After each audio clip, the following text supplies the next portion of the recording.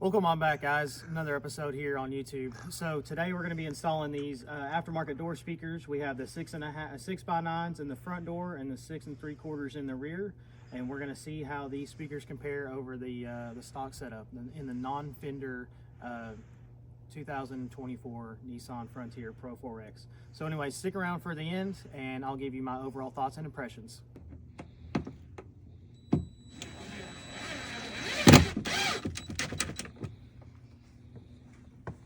Forgot that huggy duggy. Oh yeah, we'll get it going and get it cinched up. And then one more for good measure.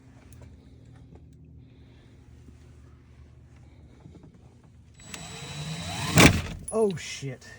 That's not mega oof. That was not how I wanted today to go or the install to go, but I was being a dumba and had a 6-foot long Phillips extension and put way too much pressure on the drill to run that screw. So yeah, that's what happened. I wanted to give you guys a full overview and my impressions and thoughts on the upgraded door speakers on the non-Fender Frontier Pro-4X. Unfortunately, that is not what had happened.